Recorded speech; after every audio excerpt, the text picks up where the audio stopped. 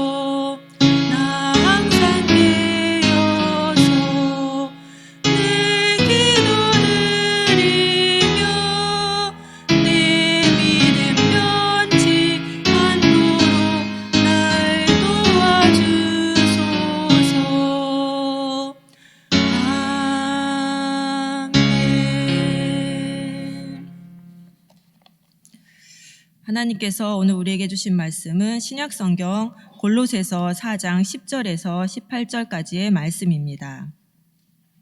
신약 328면에 있습니다.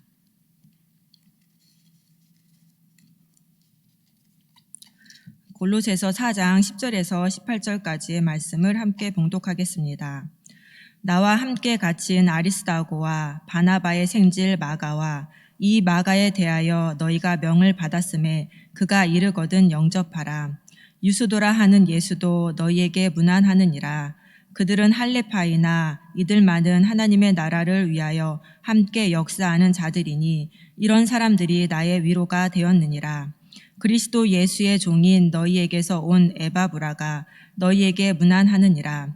그가 항상 너희를 위하여 애써 기도하여 너희로 하나님의 모든 뜻 가운데서 완전하고 확신 있게 서기를 구하나니 그가 너희와 라오디게아에 있는 자들과 히에라볼리에 있는 자들을 위하여 많이 수고하는 것을 내가 증언하노라.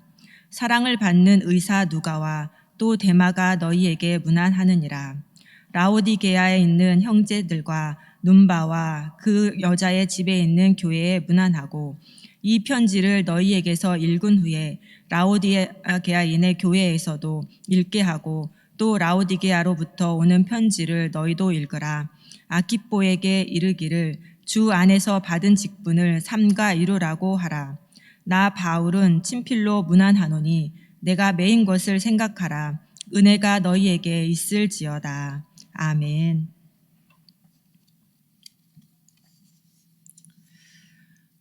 오늘 말씀은 골로새서 편지의 마무리 부분으로 바울 곁에 있는 사람들의 문안 인사를 전하는 내용입니다. 바울은 오늘 본문에서 6명을 소개하는데요. 그 첫 번째 사람은 바로 아리스다고입니다. 아리스다고는 데살로니가 출신 유대인입니다. 그는 바울의 에베소 사역 때 믿지 않는 사람들이 일으킨 소동 때문에 고초를 겪었고 이후 바울이 예루살렘에 갈 때와 또 로마로 압송되는 과정에 동행한 사람이기도 합니다. 바울은 이 아리스다고를 나와 함께 갇힌 자라고 소개하는데요. 문자적으로는 전쟁 포로로 함께 붙잡힌 자라는 의미입니다. 바울은 종종 자신을 그리스도의 군사로 묘사하고 또 동역자를 함께 싸우는 자로 표현합니다. 그러하기에 복음을 위해 자신과 함께 감옥에 있는 자를 전쟁 포로처럼 묘사하는 것은 어색하지가 않습니다. 그만큼 아리스다고가 복음 사역에 충성스럽다라는 뜻입니다. 두 번째 사람은 마가입니다. 마가는 바울의 1차 전도여행에 동행했지만 갈라디아 지역 밤빌리아에서 선교지를 이탈했고 2차 전도여행 때에는 바울과 바나바가 다투고 갈라서게 하는 원인을 제공한 사람입니다. 그런데 오늘 본문에서는 선교지를 이탈한 마가를 옳지 않게 생각했던 바울이 마가의 문안 인사를 골로새 교회에 전합니다. 2차 전도여행과 이 편지를 기록한 12년, 13년 사이에 마가는 바나바와 전도여행을 하면서 변화가 되었고 이후에 베드로와 함께 사역을 했으며 또 어느 순간 아마 바울과 화해를 한 것처럼 보입니다. 그래서 바울은 마가가 가면 잘 영접하라는 말을 덧붙이며 마가를 아끼는 마음을 표현합니다. 세 번째 사람은 유스도입니다. 유스도는 별명일 수도 있고 성일 수도 있습니다. 그의 이름은 예수인데요. 이 예수라는 이름은 유대인에게 아주 흔한 이름이었습니다. 메시아 예수와 구별하기 위해서 사람들은 이 사람을 유스도라고 부른 것 같습니다. 이 세 명은 모두 할례를 받은 유대인이며 하나님의 복음을 위해 함께 일하는 사람들이었고 또 바울의 위로자들이었습니다. 이 세 명은 골로새 교회에 침투한 거짓 교사들처럼 할례를 받은 유대인이었지만 손 할례를 자랑하며 유대교의 간습과 신비적 개인 종교로 성도들을 현혹하는 거짓 교사들과는 달리 진짜 하나님의 백성으로 살아가는 자들이었습니다.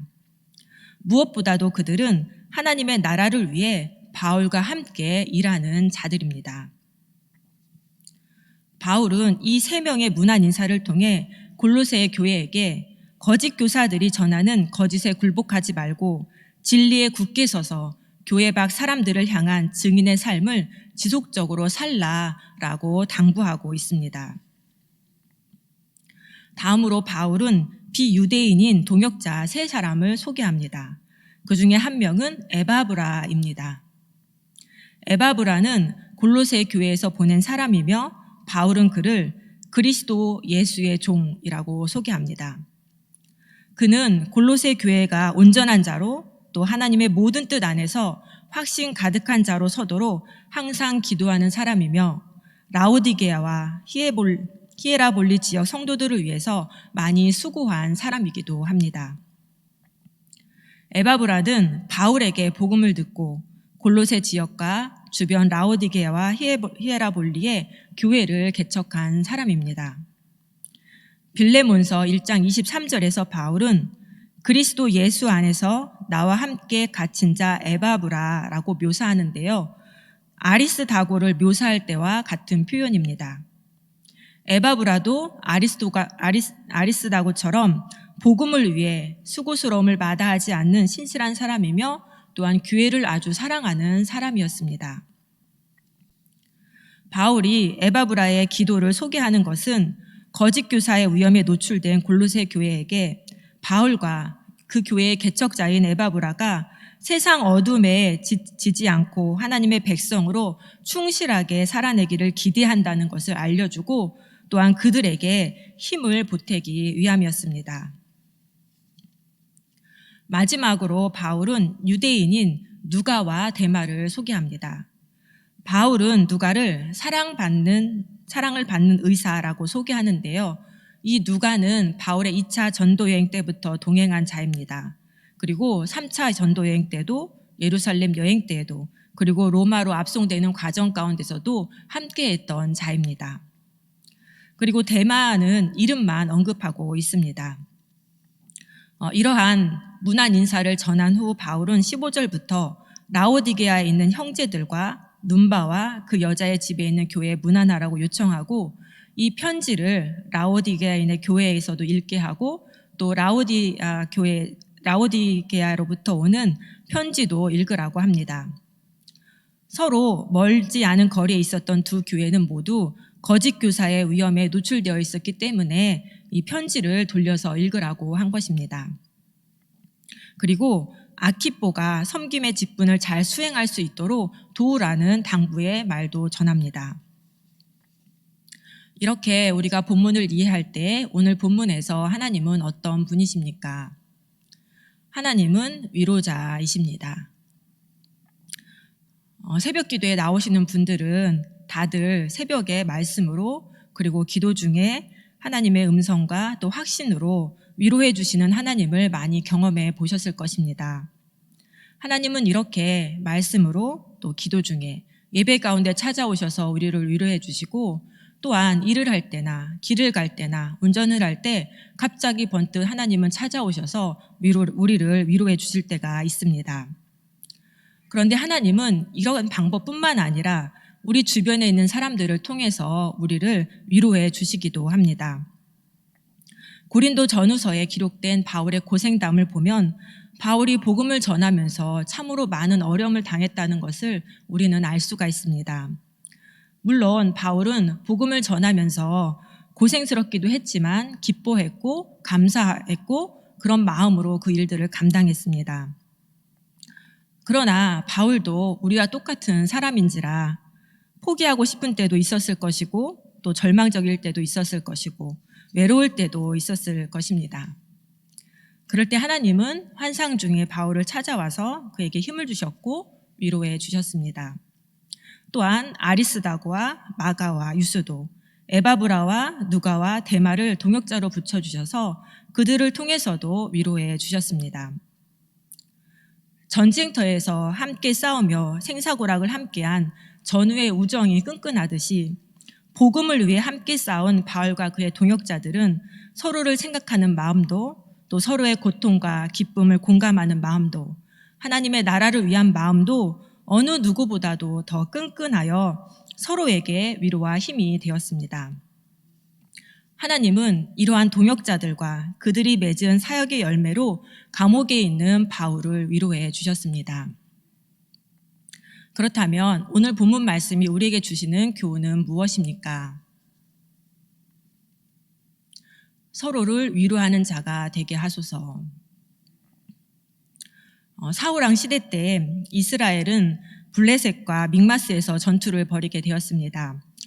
사울왕은 블레셋과 싸우기 위해서 상비군 3,000명을 뽑았는데 블레셋 군대의 규모는 아주 엄청났습니다. 병거가 3만, 기마가 6천, 보병은 바닷가의 모래알처럼 셀 수도 없이 많았습니다. 이렇게 엄청난 규모의 블레셋 군대를 본 이스라엘 백성들은 두려워서 다들 숨거나 요단강을 건너서 아주 멀리까지 도망갔고 이스라엘 군대는 600명만 남게 되었습니다. 이런 상황에서 사울 왕의 아들인 요나단은 자신의 무기를 든 젊은 병사에게 단둘이 건너편에 있는 블레셋 군대의 전투 부대로 건너가자고 제안하면서 이렇게 말했습니다. 여호와께서 우리를 위하여 일하실까 하노라. 여호와의 구원은 사람이 많고 적음에 달리지 아니하였느니라. 블레셋 군대로 건너가려면 큰 바위 절벽으로 이루어진 가파른 협곡을 건너야만 했습니다. 협곡을 건너가서는 칼 한 자루만 가지고 강력한 무기를 가진 모래알처럼 많은 병사들을 상대해야만 했습니다. 너무나도 무모한 일인데 요나단은 이 전쟁이 여호와의 전쟁임을 깨닫고 블레셋 부대로 건너가자고 제안하면서 무기를 든 자는 다음과 같이 대답했습니다. 당신의 마음에 있는 대로 다 행하여 앞서가소서. 내가 당신과 마음을 같이하여 따르리이다. 요나단과 무기를 든 젊은 병사는 블레셋 군대의 전초 부대로 건너갔고 여호와께서는 그들을 위하여 일하셨고 결국 이스라엘은 승리를 거두게 됩니다. 무모한 계획에 한 마음으로 참여한 무기를 든 젊은 병사는 요나단에게 힘이 되었습니다. 또 여호와를 신뢰하며 블레셋 군대로 건너간 요나단과 무기를 든 병사는 슬픔과 절망에 휩싸여 있던 이스라엘에게 위로가 되었습니다.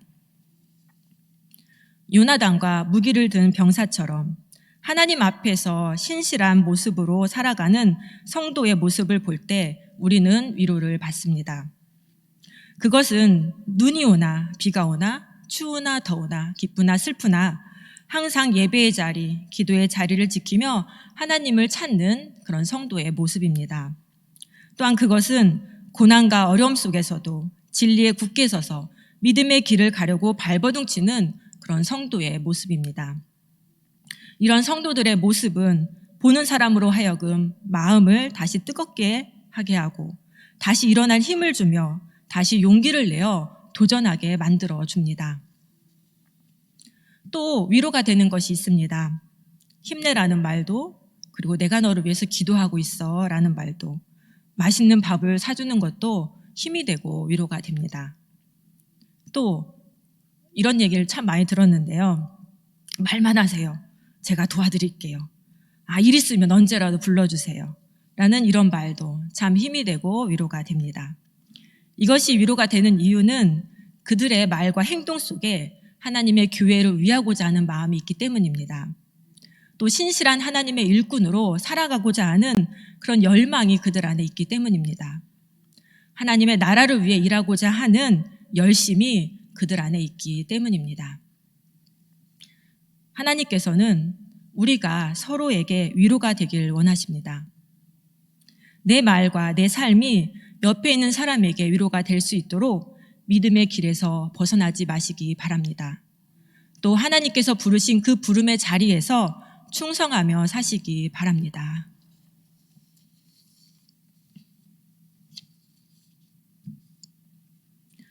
위로자 되시는 하나님, 믿음의 길을 가다 지칠 때면 찾아와 주시고 신실한 동역자들을 붙여주셔서 힘주시고 위로해 주셔서 참으로 감사합니다. 우리로 위로를 경험케 하심은 서로 위로하는 삶을 살라시는 하나님의 부르심인 줄로 믿습니다. 우리의 말과 삶이 서로에게 위로가 되도록 어떤 삶의 파도 앞에서도 흔들림 없이 믿음의 길을 갈 수 있도록 도와주시옵소서. 하나님께서 부르신 그 부름의 자리에서 충성하며 살게 하여 주시옵소서. 예수님의 이름으로 기도드립니다. 아멘. 하늘에 계신 우리 아버지, 아버지의 이름을 거룩하게 하시며 아버지의 나라가 오게 하시며 아버지의 뜻이 하늘에서와 같이 땅에서도 이루어지게 하소서. 오늘 우리에게 일용할 양식을 주시고 우리가 우리에게 잘못한 사람을 용서하여 준 것 같이 우리 죄를 용서하여 주시고 우리를 시험에 빠지지 않게 하시고 악에서 구하소서. 나라와 권능과 영광이 영원히 아버지의 것입니다. 아멘.